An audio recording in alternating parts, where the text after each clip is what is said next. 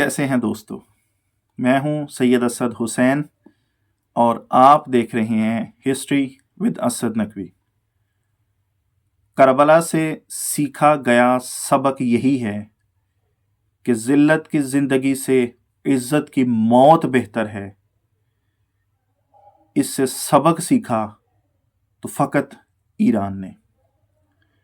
ایران کی تاریخی، ثقافتی اور عسکری نفسیات کیا ہیں، میں آج آپ کے سامنے اس کو بیان کرنے کی کوشش کروں گا۔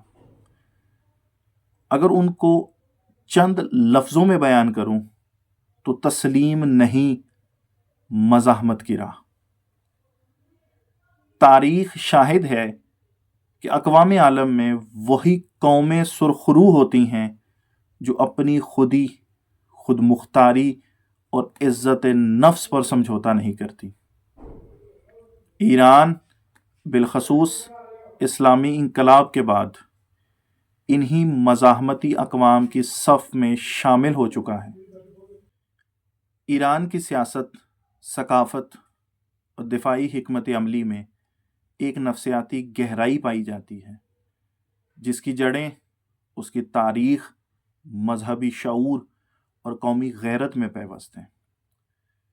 مشرق وسطیٰ کے اکثر عرب اور خلیجی ممالک نے امریکہ و اسرائیل سے وابستگی کو بقا کا ضامن سمجھا، لیکن ایران نے اس کے برعکس راستہ اختیار کیا۔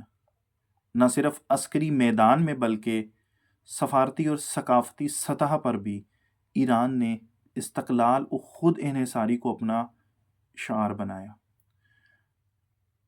رہبر انقلاب آیت العظمیٰ سید علی خامنئی نے اس حقیقت کو ان الفاظ میں بیان کیا: اسلامی جمہوریہ ایران کسی جبر و دباؤ کے آگے تسلیم نہیں ہوتا اور اپنی عزت کو کسی قیمت پر فروخت نہیں کرتا۔ یہ بیان ایران کی اس نفسیاتی سرشت کی عکاسی کرتا ہے کہ جس میں قومی عزت و وقار پر کوئی سمجھوتا ممکن نہیں۔ ایرانی قوم نے اپنے تاریخی پس منظر میں ہمیشہ استعمار، سامراج اور قابض قوتوں کے خلاف قیام کیا ہے، چاہے مغلوں کی یلغار ہو یا برطانیہ و امریکہ کی سیاسی مداخلت۔ ایرانی اقوام نے ہمیشہ مزاحمت کی راہ اپنائی ہے۔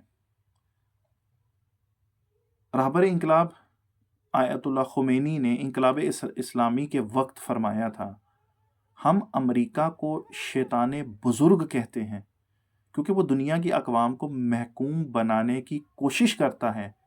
ہم ہر اس طاقت کے خلاف ہیں جو کسی قوم کی آزادی چھیننے میں صرف ہوتی ہے۔ ایرانی مزاحمت کی اصل بنیاد قرآن، سنت اور عاشورائی مکتب ہے۔ کربلا سے سیکھا گیا سبق یہی ہے کہ ذلت کی زندگی سے عزت کی موت بہتر ہے۔ اسی سلسلے میں رہبر انقلاب اسلامی نے فرمایا کہ ہم مزاحمت کے ماننے والے ہیں، تسلیم کے نہیں۔ ہماری دینی ثقافت میں استقامت ایک قدر ہے۔ ایران کی دفاعی حکمت عملی جارحیت پر مبنی نہیں بلکہ دفاعی مزاحمت پر مبنی ہے۔